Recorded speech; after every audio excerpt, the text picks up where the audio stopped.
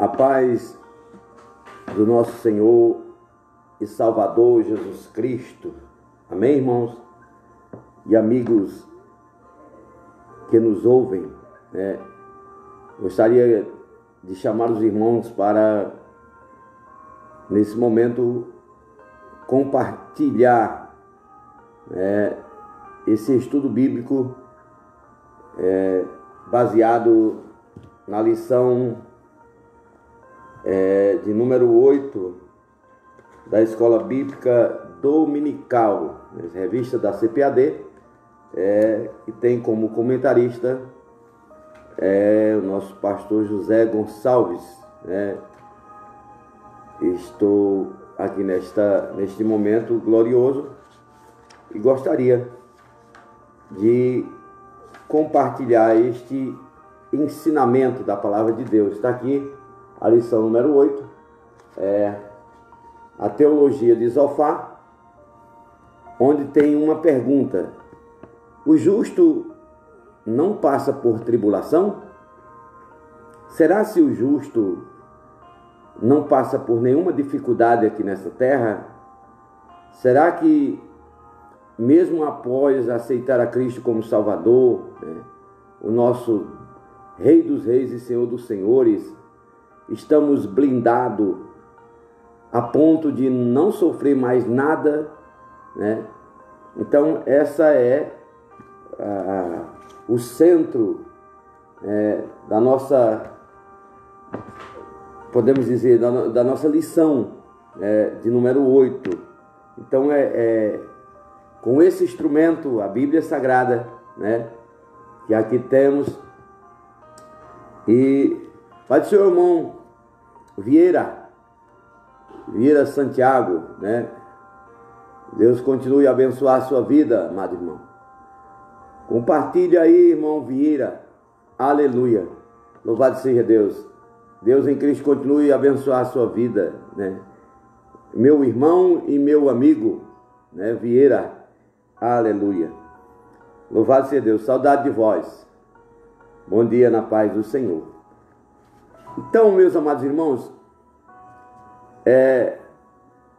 eu tenho uma grande preocupação que levo comigo desde quando comecei a entender, desde quando aceitei Jesus e comecei a entender sobre as coisas de Deus.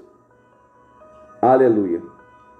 E percebi logo nos primeiros passos da minha fé a importância da escola bíblica dominical. Foi na escola bíblica dominical que ainda hoje aprendo, e ainda hoje estou aprendendo para praticar a palavra de Deus no nosso dia a dia. Porque não basta somente conhecer a palavra, porque não basta somente saber a palavra, porque não basta somente entender da hermenêutica, da exegese bíblica. Não adianta somente ser um bom orador, ter uma boa oratória. Tudo isso é importante, Não basta somente ser teólogo. Temos que pegar a essência da palavra de Deus e jogar para a praticidade. E se nós não colocarmos aquilo que nós aprendemos em prática, certamente que não terá grande valia, E nós sabemos, amados irmãos, dessa importância do ensinamento da palavra de Deus. Jesus, por exemplo, ele foi um grande mestre, porque ele veio com uma missão. Jesus veio com uma das missões que Jesus veio, além de salvar a humanidade, foi ensinar a palavra de Deus. Para nós termos uma ideia, das 90 vezes que o Senhor Jesus, que alguém se dirigiu a Cristo nos evangelhos, que alguém fez menção de Cristo, 60 vezes ele é chamado de mestre. Jesus é chamado de mestre por 60 vezes, né? Então, grande parte do ministério do nosso Senhor e Salvador Jesus Cristo, amados irmãos, foi ocupado com o ensino, foi ocupado no ensino da palavra de Deus. Louvado seja o nome santo do Senhor, que vive e reina para todo sempre. Se você abrir Mateus capítulo 4 e o versículo 23, você vai ver aqui, eu estou fazendo aqui essa introdutória para adentrarmos a lição da Escola Bíblica Dominical, para nós entendermos mais ainda o quão é importante o ensino da palavra de Deus. O ensino da palavra de Deus é de suma importância para a nossa vida em Cristo Jesus. Mateus 4 e 23 diz assim: E Jesus foi por toda a Galileia, ensinando em suas sinagogas e pregando o Evangelho, né? E pregando o Evangelho do reino, e curando todas as espécies de enfermidade e todas as espécies de doença entre o povo. Então esse foi a maior parte do ministério de Jesus Cristo, foi ensinar. Por isso que uma igreja, na minha concepção, no meu ponto de vista, na minha lógica, no meu entendimento, a escola bíblica dominical torna-se, juntamente com os cultos de doutrina, torna-se o pulmão da igreja, aonde crentes, novos convertidos precisam estar matriculados, onde crianças, os pais devem tanto se matricular na escola bíblica dominical, como também matricular. Tem muitas pessoas que pegam, os pais levam as crianças para a escola bíblica, os pais crentes, e depois vão fazer outra coisa. Está errado. É preciso os pais irem para a escola bíblica e levar seus filhos. Se é que temos preocupação com o futuro dos nossos filhos. O Provérbios de Salomão já nos ensina, já nos diz, já nos dá a diretriz correta.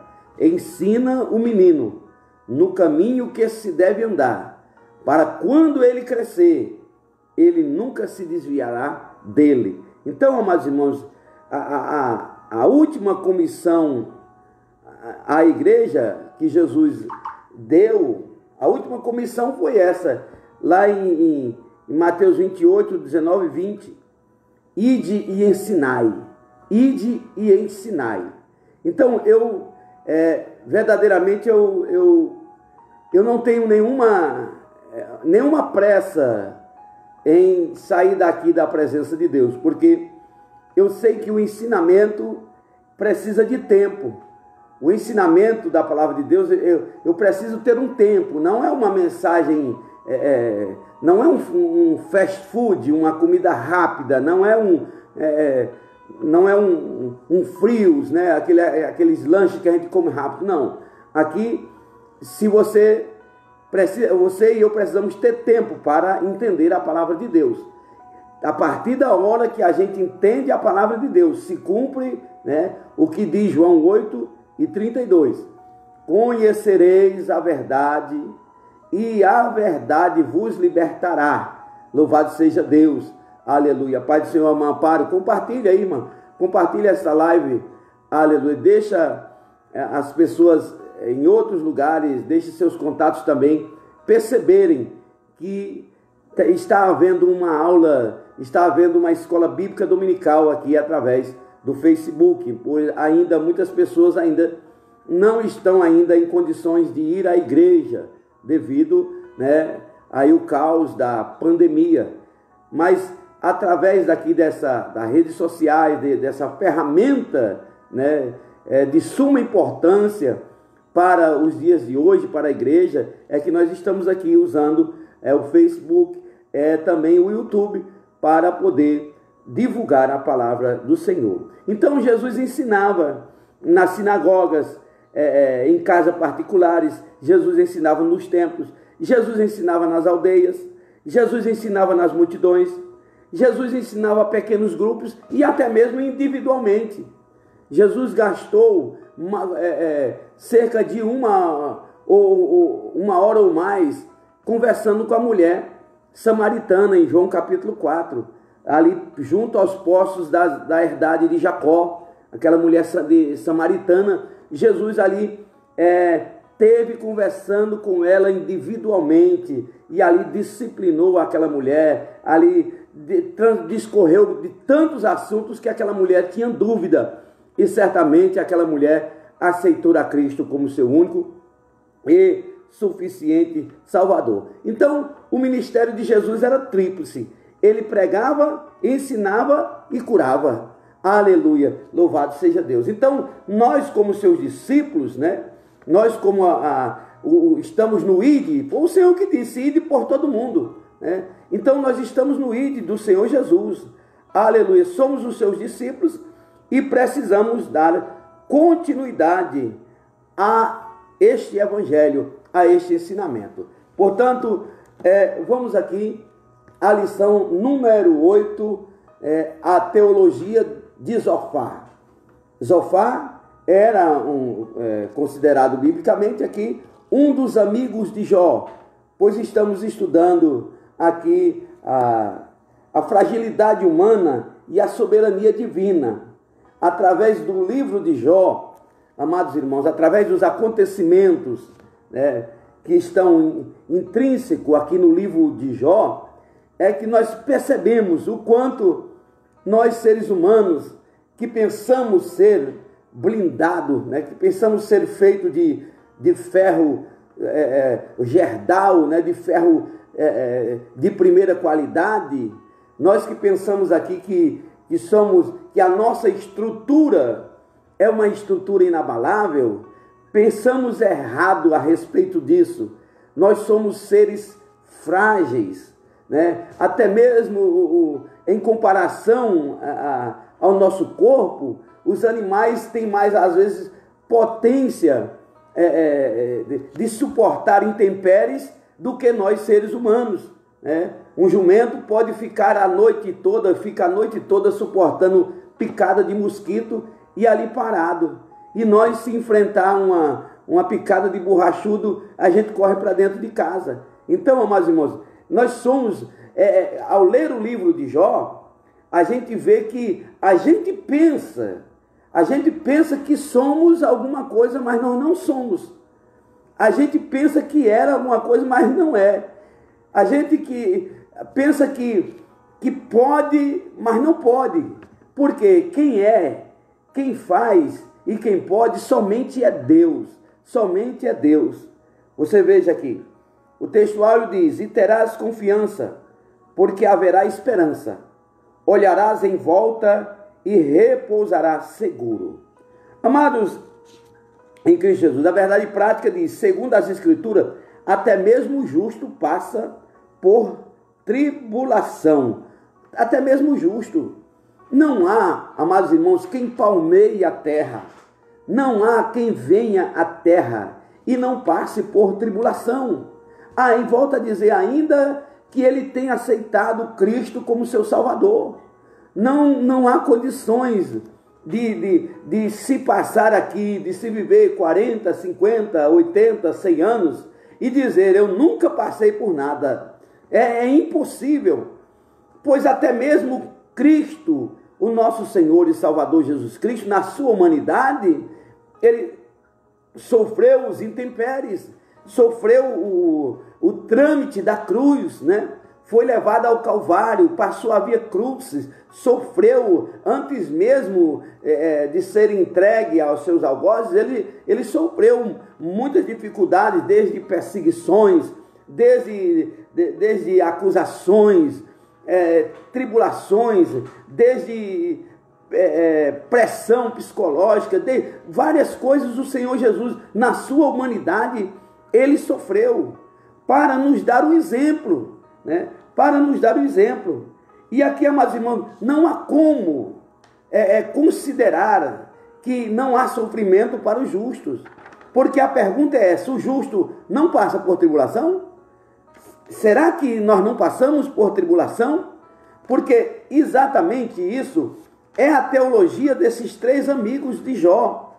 Se você abrir a palavra de Deus, você vai encontrar ali o primeiro amigo de Jó, chamado Elifaz. Jó 4:7. Você vai ver. Lembra-te agora, qual é o inocente que jamais pereceu?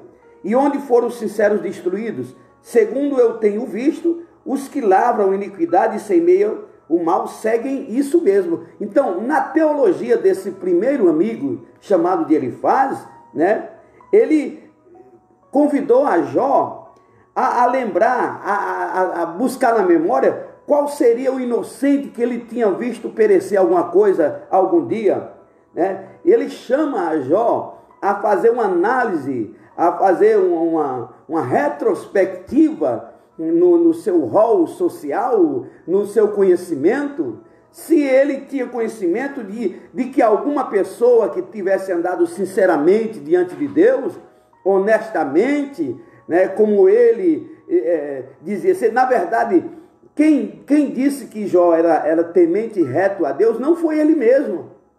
E os amigos de Jó erraram também nessa concepção.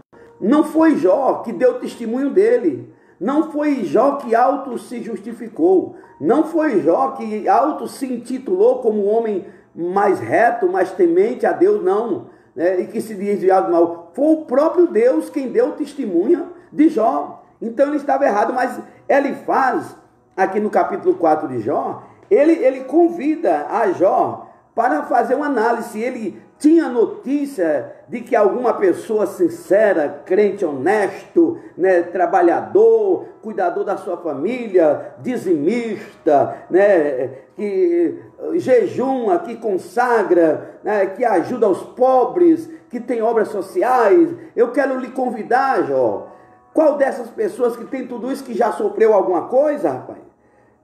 Pela minha concepção, dizia Elifaz nas suas palavras, olha, na minha concepção, eu entendo assim, que quem sofre é porque está colhendo alguma coisa que fez. Porque na concepção de Elifaz, somente quem praticava algum pecado estava sofrendo. Ah, amados irmãos, embora transcendente, Deus tem prazer em se relacionar com o homem terreno. Embora que Deus às vezes demore responder a uma questão minha e sua, embora pensamos que Deus está demorando, mas na verdade Deus está trabalhando na causa.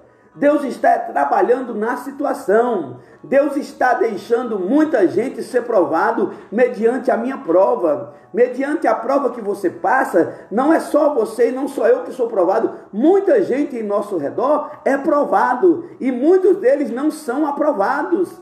Então é preciso entender que, embora de maneira transcendente, Deus tem prazer em se relacionar conosco. Deus não nos abandona. Então, esse primeiro amigo chamado Elifaz, aqui no capítulo 4, do versículo 1 ao diante, ele estava errado. A defesa de Elifaz acerca da justiça retributiva. Ele estava dizendo que Jó estava sofrendo porque ele estava recebendo alguma retribuição do que ele tinha feito, de que verdadeiramente ele não era tão inocente assim como diziam. A verdade, irmão, de todas as falas desses amigos de Jó, eu entendo aqui que há um ápice, que há uma pontinha do iceberg da inveja, sabe? Eu vejo esses amigos aqui de Jó, na verdade, com muitas acusações, mas na verdade as suas acusações estavam pautadas em inverdades. As suas acusações estavam pautadas em uma falsa teologia, em um falso conhecimento, porque se lá na frente nós vamos entender que quando Jó retruca com eles, principalmente com Zofar, que é o mais novo, segundo a tradição, segundo os historiadores, Zofar seria mais novo que Bildade e de que Elifaz. Então foi o último a conversar com Jó. Mas Jó retrucou com eles. Vocês são muito pilantra, rapaz. De Deus vocês não entendem nada. Vocês são muito picaretas. É isso que vocês são. Foi essas palavras, foi dentre o conceito dessas palavras que Jó falou, retrucou contra eles. Na frente nós vamos ver isso. Então, amados irmãos, a associação de Elifaz a respeito do pecado, a quebra da tradição religiosa, né? Ele estava com N acusações para com Jó. E na verdade, amados irmãos, Elifaz estava também, o que nós podemos dizer, redondamente enganado, né? Esse pensamento teológico de Elifaz, que é um dos amigos de Jó, para ele só os maus sofriam os infortúnios da vida. Ele estava convencido de que, ao se negar e a reconhecer de que estava em pecado, Jó depunha contra a religião tradicional, que sempre associou as desgraças ao cometimento de algum pecado. Não, nem sempre é assim. Nós sabemos que o salário do pecado é a morte, mas o dom gratuito de Deus é a vida eterna. A gente sabe que o salário, quem vive em pecado, quem associa-se ao pecado, quem esconde o seu pecado, quem pratica o pecado oculto, quem não confessa e deixa, não alcança misericórdia e está sujeito às acusações do inimigo da nossa vida. Isso é uma verdade, mas nem sempre o sofrimento de alguém está relacionado ao pecado. Nem sempre porque eu estou sofrendo, porque você sofre, porque você vai sofrer, é porque você praticou alguma coisa. Lembra quando Jesus encontra com um cego em uma das suas missões? Os discípulos logo quiseram saber a causa daquela cegueira, o porquê que aquele homem era cego, né? Quem foi que fez com que ele tivesse cego? Quem pecou? Foi ele ou foi os seus pais? Né? E Jesus, ele foi categórico na resposta aos discípulos, porque a resposta de Jesus aos discípulos era uma maneira de discipulá-lo. Quando Jesus respondia com o objetivo, aleluia, de discipular, de ensinar, de colocar a coisa certa, de chamar a coisa certa para o lugar certo.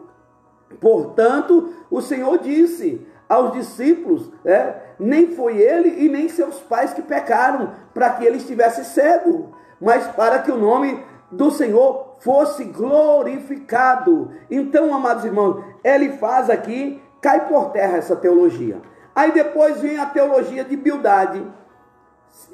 O conceito desse teólogo chamado de Bildade, chamado de amigo de Jó, né? Porque tem um adágio, uma expressão popular, que quando queremos dizer que alguma pessoa se mostra amigo da gente e realmente tem outras intenções contra a gente, o adágio popular, a cultura popular chama esses amigos de, entre aspas, amigos de Jó, né? Então, esse outro amigo de Jó, chamado Bildade, no capítulo 4, versículo 7, diz assim: se teus filhos pecaram contra ele, também ele o lançou na mão da sua transgressão, né? Então, amados irmãos, na teologia de Bildade, ele estava dizendo que Jó tinha pecado oculto, que seus filhos tinham realmente praticado alguma coisa de mal para que Jó estivesse sendo participante daquele sofrimento, né? Veja bem, esses amigos aqui, eles conheceram a vida, a antecedente de Jó. Eles estiveram com eles, e com certeza eles participaram de festas na casa de Jó. Eles viram a prosperidade de Jó. Eles viram que o patrimônio de Jó, né, que Jó era o homem mais rico do Oriente, segundo a Bíblia Sagrada, né? E eles também chegaram a ouvir, de certa forma, em uma das conversas de roda de amigos, algo de alguma, eu creio, é uma conjuntura minha, vou conjunturar aqui, eu creio que numa dessas conversas, Jó tenha participado algo que Deus disse ao seu respeito, como por exemplo, eu acredito que Jó tenha dito em alguma opinião: olha, Deus, ele deu testemunho da minha vida, Deus disse, aleluia, para que todo mundo entenda que deu testemunho de mim, que eu sou um homem reto, temente a ele, que se desvia do mal. Amados irmãos, e eu creio que todo este conhecimento acerca da vida de Jó serviu de uma certa forma, como uma ferramenta maligna de acusação, para jogar na cara de Jó o porquê do seu sofrimento.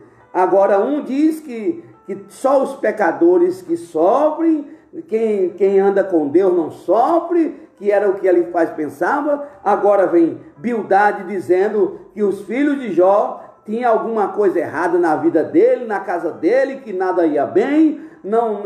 Ele estava naquela situação, num monturo. Como é que um homem rico do seu porte chega em decadência, chega a cair num buraco daquele, de morar num monturo com outros leprosos? Só alguma coisa oculta estava acontecendo. Eu volto a dizer, tanto o pecado, a colheita do pecado, o salário do pecado é a morte, como também pecado oculto traz consequências para a vida do ministério, traz consequências para a obra do Senhor.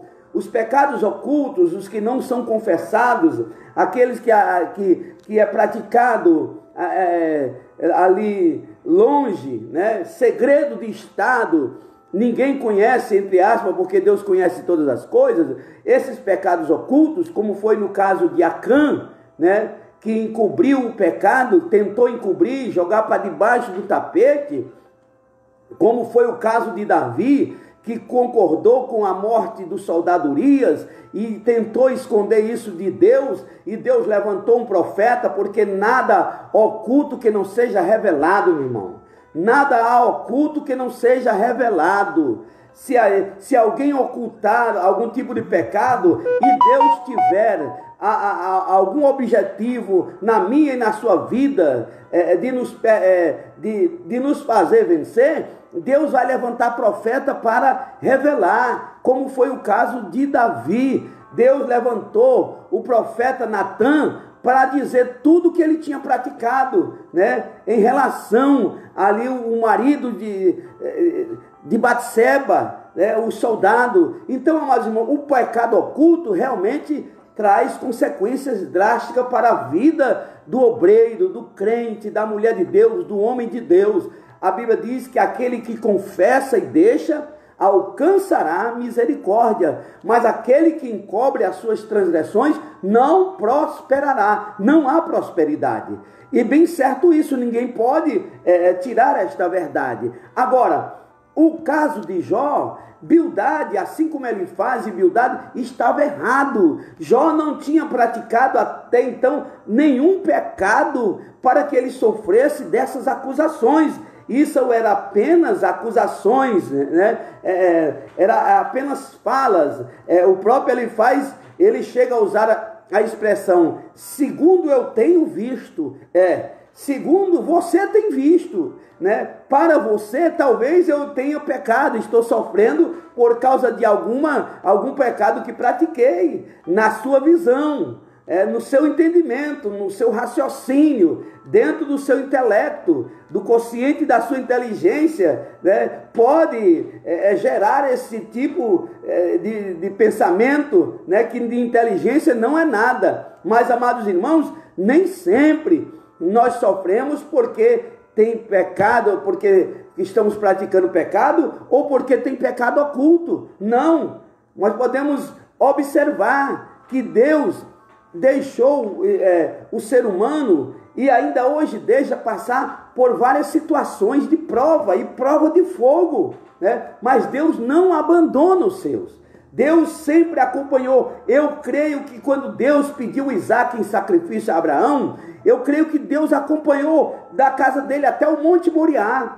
Até o momento de levantar o cutelo, Deus estava ali. Tanto é que providenciou o animal para o sacrifício. Então, Deus não nos prova além das nossas forças, né? Se Deus permitiu a prova, Deus permitiu que o inimigo destruísse os bens de Jó. Deus permitiu que o inimigo matasse os seus 10 filhos. Deus permitiu que ele tocasse nas finanças de Jó, no matrimônio de Jó, tocasse no rol social de Jó, nas amizades de Jó. Deus permitiu que tudo aquilo ali acontecesse, porque Deus sabia que com tudo isso Jó não ia blasfemar contra ele. E quem iria sair envergonhado desta situação seria o inimigo e não Jó. Porque nenhum servo de Deus sai envergonhado de uma prova de Deus. Quando ele é aprovado, quem fica confundido e envergonhado são os nossos inimigos.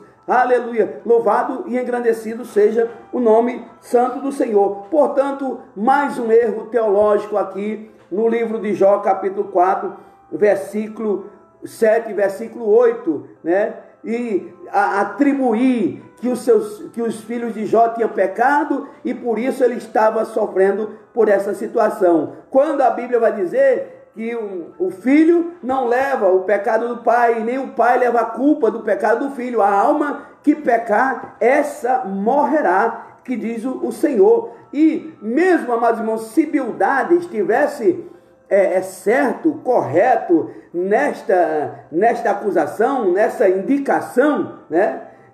Ele também estaria errado, porque a Bíblia vai nos dizer que Jó tinha uma preocupação em relação aos seus filhos, para que até mesmo se eles viessem a pecar, Deus perdoasse os seus filhos, porque Jó orava pelos seus filhos. Jó tinha essa preocupação. Então, a casa de Jó estava blindada de oração. Louvado seja Deus. Bendito seja o nome santo do Senhor. Agora, depois de Elifaz e Bildade, agora a lição número 8 nos apresenta mais um personagem, por sinal, o mais cruel do que os outros dois.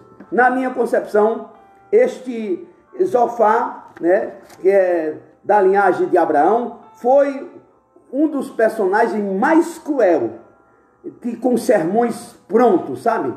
Aquele sermão pronto, mecânico, né, intuitivo, um sermão com um objetivo maligno, um sermão trabalhado, um sermão que é usado para colocar em alguém, para atingir alguém, com o intuito de denegrir, com o intuito de entristecer, com o intuito de jogar para baixo, com o intuito de defamar, com o intuito maligno. Então, por isso que na minha concepção, dos amigos de Jó, este aqui, que se apresenta como o mais novo, segundo os historiadores, é um dos mais cruéis, que teve, assim, uma das falas mais cruéis.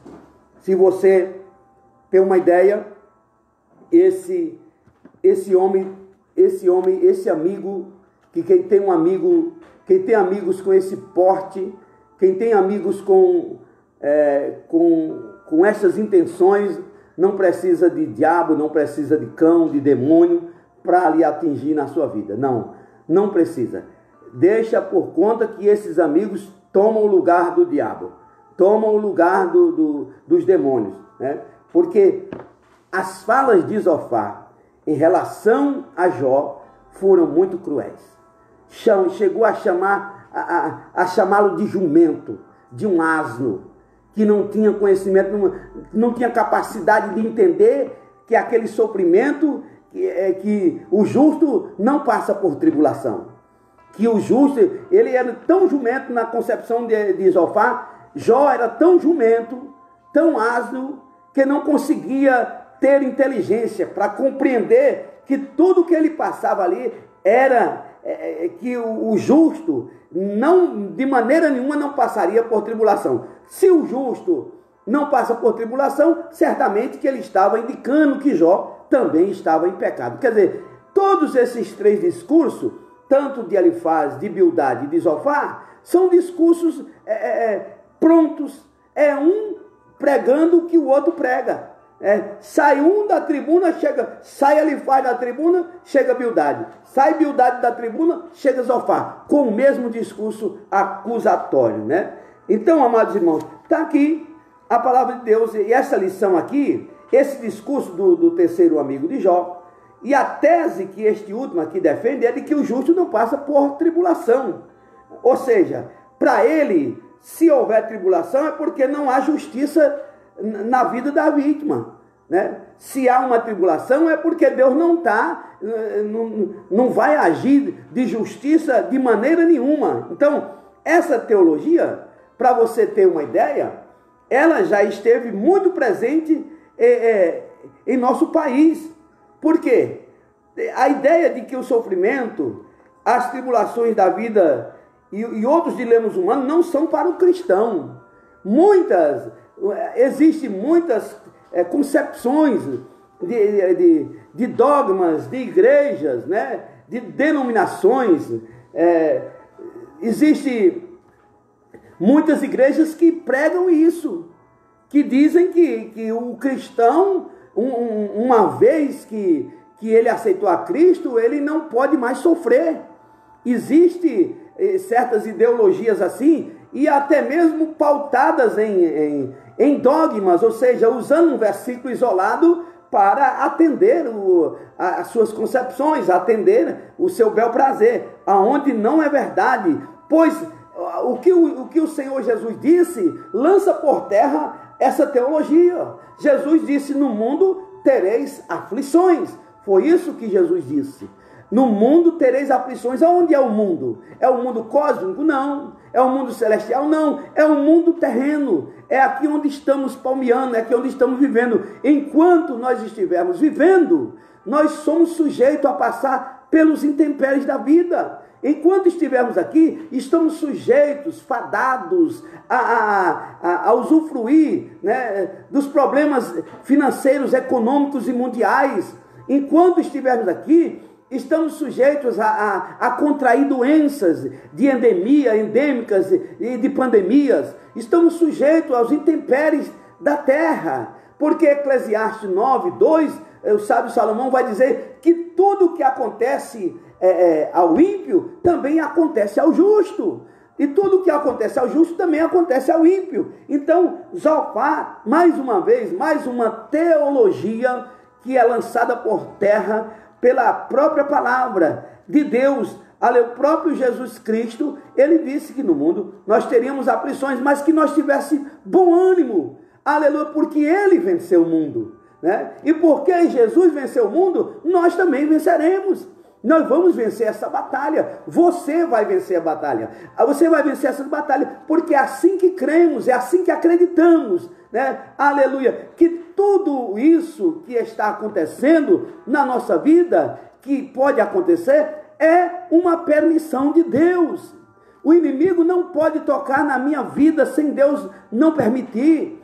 O inimigo não pode tocar nas tuas finanças, na tua saúde. O inimigo não pode tocar na tua família, se Deus não permitir isso como prova. Mas essa prova não é para matar. Essa prova não é para destruir. Porque Deus disse para Satanás: olha, tu não vai tocar na alma dele.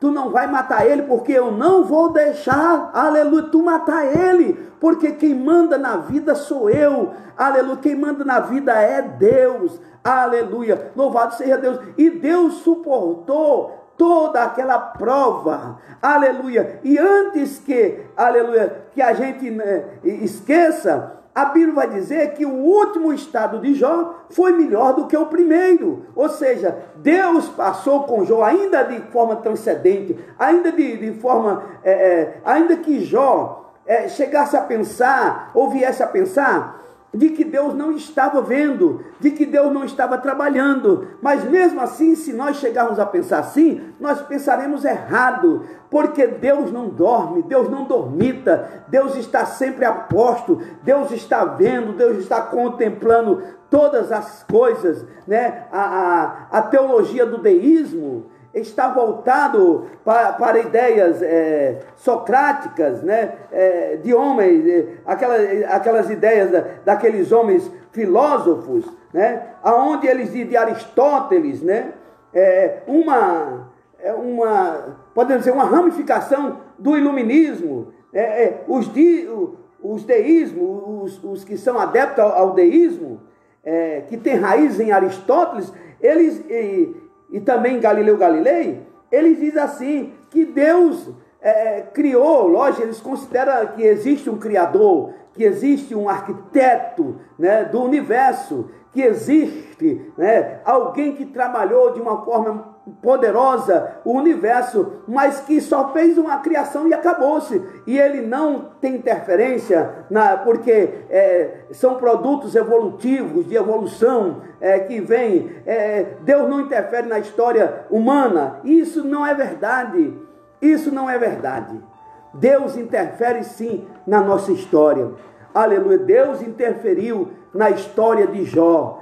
Deus pôs limite. Deus não permitiu que o inimigo matasse a Jó. Deus interferiu na história de José. Deus não permitiu que José morresse, passasse o resto da sua vida naquela prisão. Deus o arrancou de lá. Deus interferiu na vida de Sadraque, Mesaque e Abednego, que rejeitou adorar uma imagem de escultura. Porque Deus interferiu, Deus passeou com eles no meio do fogo. Deus não livrou eles da fornalha, mas entrou com eles no fogo e os livrou. Deus interferiu, aleluia, no governo de Daniel, aleluia, quando foi lançado na cova dos leões, por ser morto por causa de falsas acusações, por causa que orava. O pecado de Daniel era orar, aleluia, e orar 3 vezes ao dia. Deus, aleluia, interferiu na história de Daniel, aleluia, tirando ele da cova dos leões e jogando ele para ser governador de várias províncias, aleluia, daquele lugar. Então, amados irmãos, é errônea essa ideia iluminista, essa ideia deísta, e essa ideia e essa teologia de Zofar, de que Deus não está cuidando dos seus, de que Jó estava sofrendo ali, que estava passando por tribulação, porque alguma coisa ele havia praticado de mal para com Deus, aonde não era verdade. Aleluia. Deus não é indiferente à ação do ímpio. Essa foi a ideia de Zofar. O terceiro amigo de Jó acreditava que ele havia se autodeclarado puro e sem culpa. Não, ele não se autodeclarou. Amados irmãos, Deus foi quem deu o testemunho de Jó. Aleluia. Quando eu pregava ontem sobre a viúva de Eliseu, o Espírito Santo me levou ali até a uma outra mulher de Sunem, a Sunamita, no qual Eliseu orou e Deus o presenteou com filho. Quem diz que Eliseu era um homem de Deus não era o próprio Eliseu. Eliseu não se autotitulou homem de Deus, mas sim a mulher, aleluia, juntamente com seu marido, deu esse título a Eliseu, por alguma coisa, por algum ato, por um comportamento associável, aleluia, a quem serve a Deus. Aleluia, eu tenho visto que este homem que passa por aqui é um autêntico servo de Deus. Era uma palavra que veio da boca da mulher, a Sunamita, e não do próprio Eliseu. Assim também, Jó não se intitulou, não se autodeclarou puro e sem culpa, de maneira nenhuma, mas está escrito que Deus deu testemunha de Jó, sendo ele um homem reto, temente a Deus e que se desviava do mal. Tudo isso, irmão, causou uma inveja na vida desses homens. Tudo isso causou, olha, existe esse mal entre o povo de Deus, né? Você quer ver o servo, uma pessoa ser grandemente perseguido dentro da própria instituição? É Deus começar a usá-lo. É Deus começar a usá-la.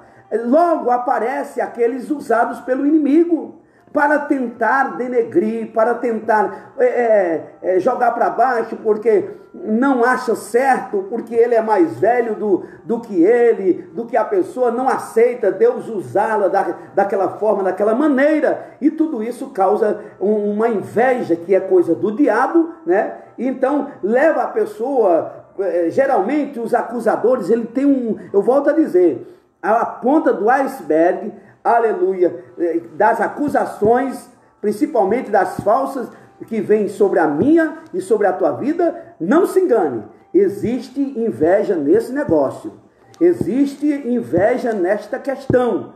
Era isso que eu posso ver através da Bíblia Sagrada, né? Porque Jó foi duramente condenado, Jó foi duramente acusado por coisas que não fez, por atos que não praticou, pautados em uma inveja que partiu dos seus amigos, entre aspas, né? tolos se passando por sábios. Então foi essa a reação. Irmão, até então Jó não tinha reagido com tanta veemência quanto a Elifaz. Até então você não encontra uma reação de Jó àquelas acusações tão precisas contra a Bildade. Mas quando chega em Zofar, aqui, meu irmão, a água chegou ao seu fervor, sabe? A tampa da panela suou. Então, amados irmãos, tem situações na nossa vida que vamos sofrendo, 1 ano a gente suporta, 2 anos suporta, 3, 5 anos, alguém te acusando de uma mesma forma, alguém te perseguindo de uma mesma maneira, usando a mesma metodologia para denegrir, para entristecer, para jogar para baixo, para fazer você se desviar dos caminhos do Senhor. E aí o cérebro vai aguentando. Mas eu quero entender aqui pelas letras sagradas, pelos acontecimentos aqui na Bíblia, como a historicidade da Bíblia, porque a Bíblia é histórica, pelos relatos, né, pelas narrativas bíblicas, eu posso entender que chega uma hora que não dá para suportar tantas acusações. E o que nós vemos, amados irmãos, muitas das vezes o litígio. O litígio não é bíblico. Não é bíblico a gente pegar um irmão e levá-lo aos tribunais humanos para resolver questões que podem ser resolvidas diante a palavra de Deus, diante a igreja do Senhor. O litígio não é bíblico, é condenável. Mas, amados irmãos, não podemos fechar os olhos para isso. Tem pessoas que sofrem acusações tão grandes que atinge a sua moral, né? Atinge a sua honra, atinge tantas coisas que vários irmãos não suportam mesmo e acabam levando aos tribunais. Sabe por quê? Porque tem uma hora que a pessoa não suporta mais tanta acusação falsa, né? E para barrar aquilo, para dar um chega naquilo, a pessoa vai e leva ao juiz. Olha, senhor juiz, é o seguinte, eu não estou suportando mais, porque a Constituinte nos dá direito de ir e vir, nos dá liberdade de expressão, nos dá liberdade de culto. A Constituinte nos assegura, as leis nos asseguram muitas coisas, né? No entanto, você é provocado, anos e anos sofrendo provocações, às vezes calado, às vezes passando por idiota, passando por besta, passando por uma pessoa que não entende. Por quê? Porque está esperando no agir de Deus. Mas veja aqui, depois de tantas acusações de Elifaz, depois de tantas acusações de Bildade, agora chega o mais novo, agora chega Zofar com mais uma teologia maligna, mais uma teologia fora do contexto, porque texto sem contexto, né, pretexto para o quê? Para heresias. Então chega esses teólogos aqui heréticos com as suas heresias, e é o que tem por aí, não querendo tirar que o divórcio é condenável da Bíblia, querendo tirar, né, relações homoafetivas da Bíblia, querendo tirar tanta coisa da Bíblia e se encaixar nos seus pecados. Mas, amados irmãos, tem a hora que a medida não enche, que a medida transborda. E aí, amados irmãos, chegou o momento de Jó não suportar mais tanta acusação. E aí ele chega e reage. Agora, amados irmãos, eu quero dizer uma coisa. Se porventura você é uma dessas pessoas que tem provocado a vida do seu irmão, eu quero deixar um recado de Deus aqui, aproveitar. Você que por uma razão qualquer, talvez você não saiba que está sendo usado pelo inimigo, talvez você esteja cego, porque aquele que persegue seu irmão, a Bíblia diz que está em trevas. A Bíblia diz que aquele que persegue seu irmão, aquele que levanta falsas acusações para o seu irmão, aquele que quer ver o seu irmão caído, aquele que quer ver o seu irmão lançado numa cama, aquele que deseja a morte do seu irmão, como Zofar desejou, tomara que ele morra. E tomara que ele não passe dessa, né? Então você que está nesta área perigosa, nesse campo minado, eu quero vos dizer para você, dar um conselho. Cuidado. Tenha cuidado de ti mesmo, diz Paulo. Paulo, escrevendo ali a igreja em Corinto, diz, tem cuidado de ti mesmo. Tem cuidado de ti mesmo. Porque talvez você não saiba como aquela pessoa que você tem acusado, talvez você não saiba como aquela pessoa que você tem afligido, talvez você não tenha entendimento, talvez o inimigo lhe cegou a ponto de você não poder associar de quão dura poderá ser a reação daquela pessoa que você tem tanto maltratado, daquela pessoa que você tem tanto magoado, aquela pessoa que você até fala com ele na rua, aquela pessoa que até você cumprimenta no meio dos outros, dando a entender que está tudo bem. Mas quando você se sente no lugar de poder, quando você se sente num lugar, ou seja, num campo que ele é propício para exercer a sua fala, né, o poder de fala, você vai denegrindo aquela pessoa, você vai magoando aquela pessoa, você vai desclassificando aquela pessoa, você vai retalhando aquela pessoa. Eu quero dizer para você, se você usa dessa forma, eu te dou um conselho de irmão, um conselho de servo de Deus, para com isso, porque nem eu nem você podemos entender até que ponto aquela pessoa pode reagir. Qual será uma reação?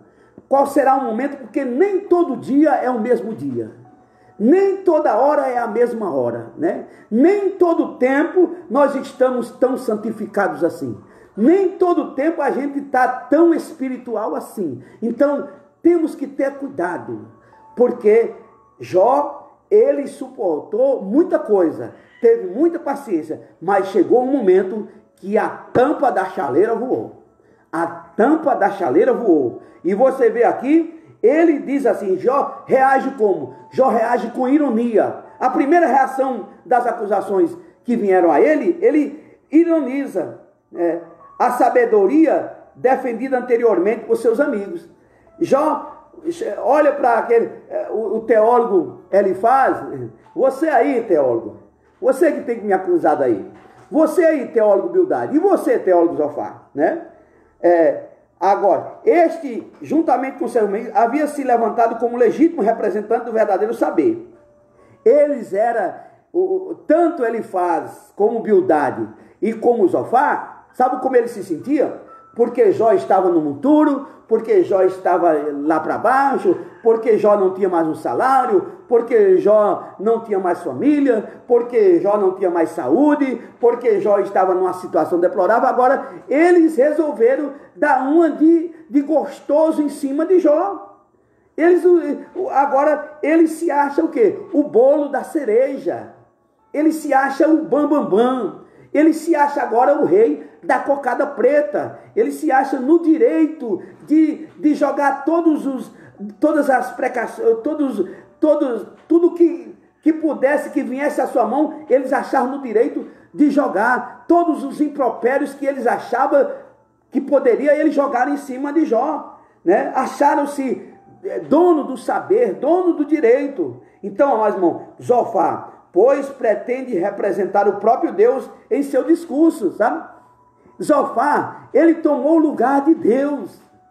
E muitas das pessoas assim se acham no direito de nos julgar.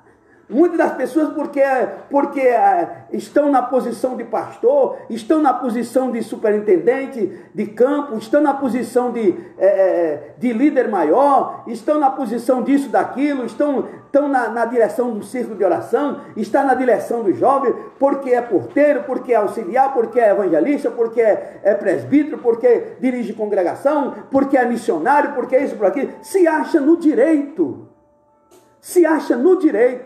né, de levar palavras condenatórias fora do contexto da Bíblia, para incriminar, com o intuito de entristecer os seus irmãos. E Jó disse, agora deu, agora basta, eu não suporto mais essas coisas. Todavia, Jó estava convencido de que isso não passava de charlatanismo, sabe? Olha, irmão, se alguém te acusa, e se alguém me acusa, o primeiro tribunal que nós vamos participar é o nosso coração.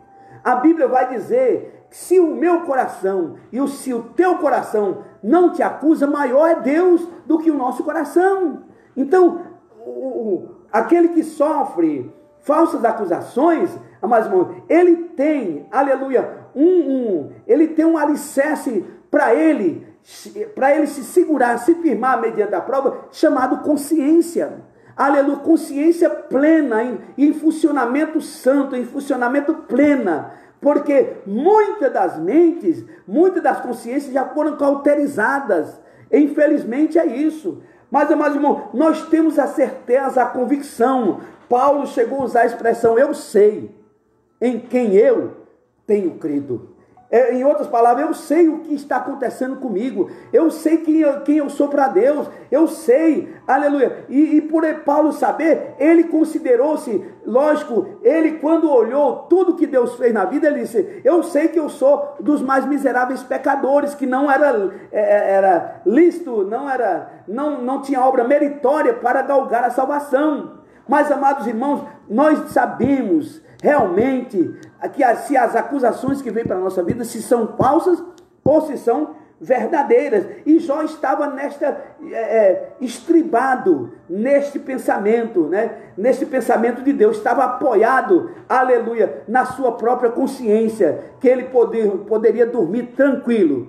Jó poderia dormir tranquilo, se tivesse ali um travesseiro, dormir tranquilo e saber que todas aquelas tribulações que veio na vida dele, toda a situação, não era porque ele era infiel, não era porque ele fez alguma coisa, não era porque os seus filhos tinham praticado alguma coisa, não era, irmão, e quando nós vemos, irmão, infelizmente, o legalista, ele tem essa qualidade de se alegrar com a desgraça dos outros. O legalista, o crente legalista é aquele que quando eu estou passando uma prova, quando você está passando por uma prova, eles logo dizem, olha aí, eu não te falei? Quando cai alguém, quando alguém cai, porque o cair é do homem, o levantar é de Deus. Não fique achando porque a pessoa aceitou Jesus, que ele não está sujeito a adulterar, que ele não está sujeito a pecar, que ele não está sujeito a falhar, que ele não está sujeito ao erro. Isso é um engano e grande. Qualquer ser humano que está com a natureza, que herdou a natureza adâmica, que mesmo que foi transformado pelo poder de Deus, mas está sujeito, aleluia, a Bíblia diz que Elias era um homem sujeito às paixões da carne. Então quem sou eu e quem é você para poder apontar pecado de quem quer que seja, falha de quem quer que seja, quem pecou, quem adulterou, seja pastor, seja irmão, quem falhou, quem se prostituiu, quem errou, seja irmã, seja jovem, seja adolescente, seja quem quer que for, ele não precisa de dedo apontado para a vida dele. Tanto é que quando a gente aponta, tem 3 apontando para nós e 1 apontando para Deus, né? Então, quem sofre, quem está passando alguma situação, está precisando de uma ajuda, de uma palavra de conforto, de uma palavra de ânimo, dizer que Deus perdoa, de que Deus sara e de que Deus restitui. Louvado seja o nome santo do Senhor. E Jó aqui não aguentou mais, meu irmão. Jó não aguentou mais. E ele diz, vós porém sois inventores de mentiras. Vocês estão mentindo, bando de teólogos liberais, bando de sem o que fazer, picaretas, né? Charlatão, porque o conceito o significado de charlatanismo é picaretagem, né? É aquele que faz picaretagem com a palavra de Deus, né? E quero defender-me perante Deus, olha, mas eu falarei ao Todo-Poderoso e quero me defender perante Deus. Ou seja, meu irmão, Jó disse, olha, você está pensando que eu vou me defender diante de vocês porque vocês têm usado dessas acusações contra mim? Você está pensando que eu vou me humilhar diante de vocês por causa dessas acusações?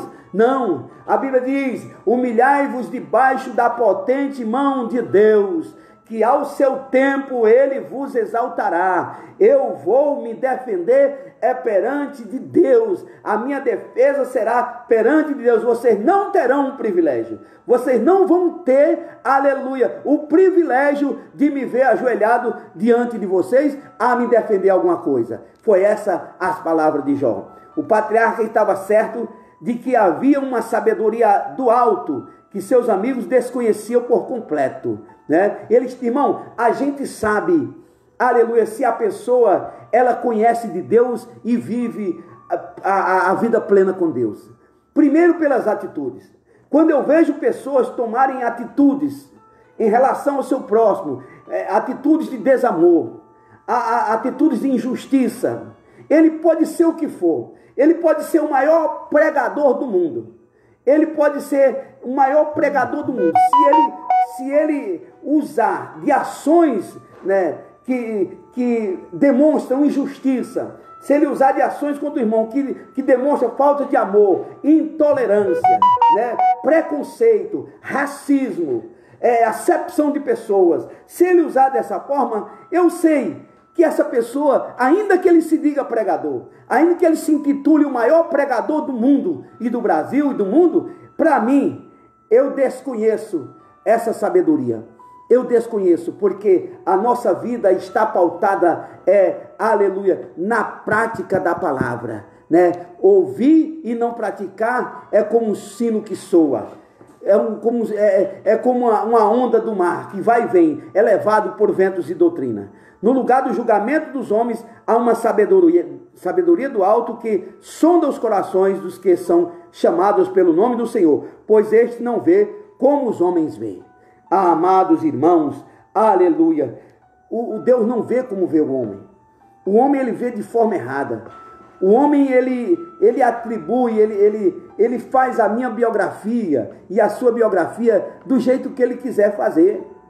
Ele espalha notícia minha e sua do jeito que ele quiser espalhar, né? Ele escreve da minha vida do jeito que ele quer escrever, mas Deus não. Deus conhece a mim e Deus conhece a você, aleluia. E Deus não nos vê como vê o homem, porque se Deus nos visse como vê o homem, talvez eu não tivesse mais aqui com vida, talvez você não tivesse mais logrado êxito, talvez você não tivesse aí esse bem que você tem, que Deus lhe deu, o patrimônio que você tem, as bênçãos que são chegadas até você, talvez isso não existisse mais, né? Se Deus visse você como vê o homem, aleluia, louvado seja. Tudo errado, a teologia desse homem está tudo errado. Eles tinham uma ideia de purificação moral sem uma purificação espiritual.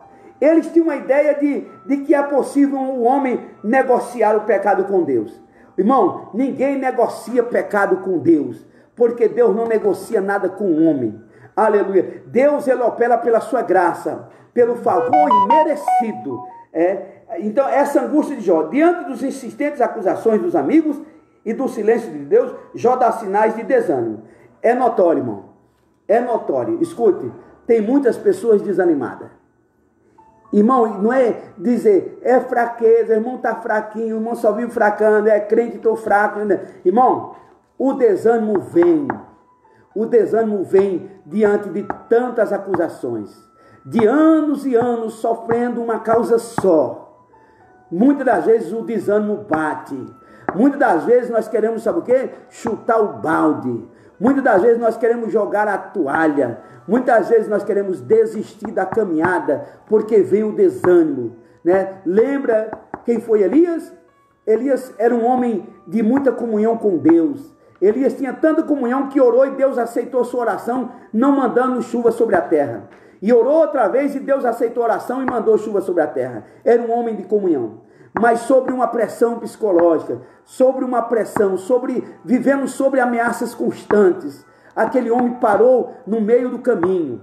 Parou, e quanta gente tem parado no meio do caminho? Estão aí estagnadas, estão paradas, estão precisando que eu e que você leve uma palavra de ânimo. Muitas das pessoas que estão encostadas, muitos talentos que foram enterrados na igreja, que não tem sido visto, que não tem sido procurado. Muitas das pessoas que não vão mais à igreja porque sofreram a causa do desânimo, sofreram as acusações falsas de alguém, sofreram por causa disto, daquilo, e estão precisando de uma palavra de ânimo. Amados irmãos, e o desânimo veio, e Elias chegou a pedir a morte, pedir para que Deus o matasse, tirasse daquela situação. Não deu ênfase ao suicídio, mas o seu desânimo foi tanto que ele desejou não viver mais, de que Deus desse um jeito para levar ele para a glória. Amados irmãos, isto foi o desânimo. Isso é o desânimo que pode bater na minha vida. E se não for cuidado, esse desânimo, ele desencadeia para uma tristeza, uma angústia plena, e dessa angústia plena leva a pessoa à depressão. Ao ser levado dessa depressão, o inimigo toma conta, depois há desvio dos caminhos do Senhor e depois a perdição eterna. Porque esta é a obra do inimigo. Ele veio senão matar, roubar e destruir. Mas Jesus veio para dar vida e vida com abundância. Quem nos separará do amor de Deus? É a tribulação? Não. É as acusações? Não. É a dor? Não. É a tristeza? Não. É problemas financeiros? Não. Nada nos separará do amor de Deus em Cristo Jesus. Mas Jó se angustiou, meu irmão. Jó, diante dessas insistências, acusações, por causa da humanidade, o próprio Jesus Cristo no jardim do Getsemane, na sua humanidade, ele diz: Pai, de tanta aflição, de tanta angústia ali, ele diz: Pai, se possível, passa de mim este cálice, mas não faça, que não seja a minha vontade, mas a tua vontade seja feita. Mas Jesus, na sua humanidade, sentiu aquela pressão, né? Então, amados irmãos, Jó dá sinais de desânimo, no capítulo 12, versículo 13, né? Veja bem o que diz a palavra do Senhor. Jó, capítulo 12, versículo 13. Vamos ver o que diz aqui, nessa nova versão, né? Com ele está a sabedoria e a força, ele tem conselho e entendimento. Louvado seja o nome santo do Senhor, que vive e que reina para todo sempre. O capítulo 12, aleluia, diz assim: não há dúvida de que vós sois o povo e a sabedoria morrerá convosco, mas eu tenho entendimento tanto quanto vós. Não sou inferior a vós, sim, e quem não sabe tais coisas como estas? Então o capítulo 12 e o capítulo 13, aleluia, eis que meus olhos têm visto tudo isto, e os meus ouvidos ouviram e entenderam. O que vós o sabeis, o mesmo eu também sei. Eu não sou inferior a vós. Certamente eu quero falar com o Todo-Poderoso e desejo argumentar-me com Deus. Então, meus irmãos, chegou o momento dessa angústia. Ele manifesta de vez toda a sua condição humana. O justo sofre. O justo sofre sim, meu irmão. Se Jó seguisse o conselho de Zofar, estaria assinando um termo de confissão, assumindo algo que não havia feito. Ele sabia de sua integridade. Não assine algo que você não tenha feito, né? Não assine embaixo, porque tudo isso é que o inimigo deseja. Se só você poderá fazer isso se você puder suportar depois, né? Todas as coisas que podem piorar ainda. Mas se você não conseguir suportar, não assine. Pague o preço, né? Pague o preço em oração. Desça a casa do oleiro. Aleluia. Tenha a sua vida em comunhão com Deus, porque tudo se resolve na oração. Entrega teus caminhos ao Senhor. Confia nele. O mais, tudo ele fará. Louvado seja Deus. Então, amados irmãos, aleluia, Deus julga e castiga os pecadores, o castigo dos maus. Essa aqui é a teologia de Zofar, né? O capítulo 20 contém o segundo discurso de Zofar.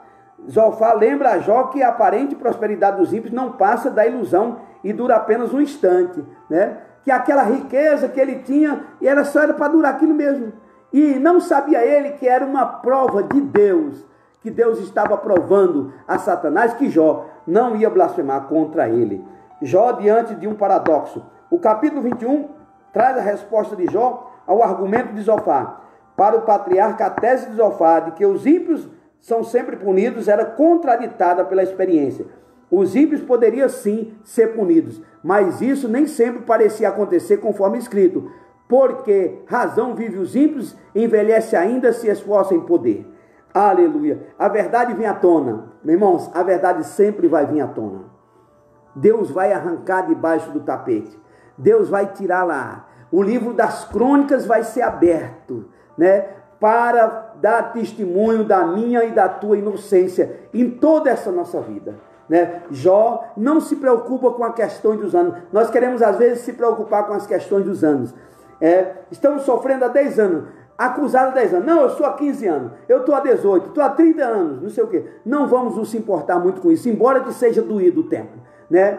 Mas, amados irmãos, a verdade, não importa quantos anos você está nessa luta, não importa quantos anos eu estou passando essa dificuldade, perseguições e outras coisas mais na minha vida ministerial, mas eu sei que a verdade sobre, aleluia, a minha vida e sobre a sua vida, ela vem à tona. Louvado seja. A lei de retribuição não se aplica a todas as esferas da existência humana, nem explica os caminhos soberanos do Altíssimo, pois Deus também faz que o sol se levante sobre maus e bons, e a chuva desça sobre os injustos. Aleluia. Então, amados irmãos, aleluia, a verdade de Deus, aleluia, a sua justiça, ela, aleluia, é como a luz do sol, que vai raiando dia a dia, até chegar, aleluia, o dia perfeito. Vimos como Jó continua sua defesa contra os argumentos de seus amigos, que insistem em acusá-los de pecado. Ele está convencido de que é inocente, que não cometeu nada que justifique tanto sofrimento. Os amigos de Jó, por desconhecer as razões do seu sofrimento, o acusam de forma impiedosa. O patriarca, por desconhecer a ação de Deus nesse episódio, chega ao limite do desespero e desesperança. Todavia, como das outras vezes, mesmo angustiado e não sabendo como Deus permite tudo isso, Jó não diz palavras blasfematórias contra o seu Criador. Então, amados irmãos, como é que você tem se comportado mediante o sofrimento do seu irmão? Como é que você tem, que palavras você tem dado àquele irmão que você está sabendo que está sofrendo alguma acusação? Quais são as suas palavras para com ele? Reflita nisso, né? Reflita nisso. Se você encontrar um mendigo na rua, ou uma pessoa que está desviada dos caminhos do Senhor em um bar bebendo, como frequentemente a gente às vezes vê esta cena, qual é a sua reação? É você baixar a cabeça, fingir que o não viu, ou chegar até ele e dar uma palavra de ânimo? Aleluia! Qual será a sua reação diante de tudo isso? Então, essa é uma lição reflexiva. Vamos refletir. Concluo aqui, amados irmãos, em minha fala, dizendo que aquele discurso, nem o discurso de Elifaz foi produtivo para Jó, nem o discurso de Bildade foi produtivo para Jó, nem o discurso de Zofar foi produtivo para Jó, porque eram discursos acusatórios. Em nenhum momento aqueles homens se propuseram em ajudar a Jó. Diziam ser amigos, mas não tinha, nenhum momento teve uma palavra de ânimo, nenhum momento usaram de uma palavra, aleluia, de fortalecimento, né? E nós temos que estar preparados para dar uma palavra a quem quer que seja, aleluia, que esteja carente e necessitado das nossas ajudas. Deus em Cristo nos abençoe, Deus em Cristo nos guarde. Esta foi mais uma lição da Escola Bíblica Dominical aqui no seu canal, ali conosco. A teologia de Zofar. O justo não passa por tribulação, passa sim, mas a vitória é nossa pelo sangue de Jesus. Deus de eterna bondade, Senhor da glória, porventura, meu Pai amado, Senhor da glória, esta palavra, Senhor, creio que tem, Senhor, meu Pai amado, é chegada ao lugar certo, ao lugar correto, no coração que estava precisando ouvir este ensinamento.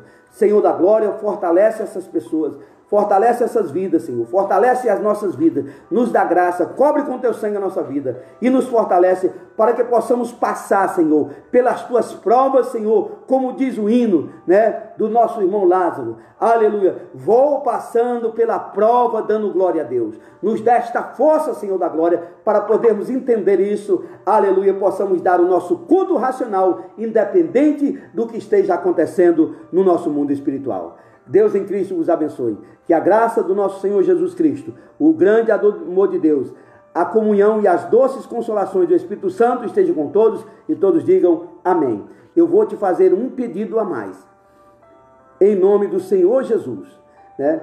Compartilha Compartilha aí, coloca nos seus grupos de WhatsApp, coloque nos seus grupos aí de Facebook, coloca no seu canal, compartilha no YouTube, deixe esta mensagem chegar até os confins da terra e Deus o recompensará em nome de Jesus.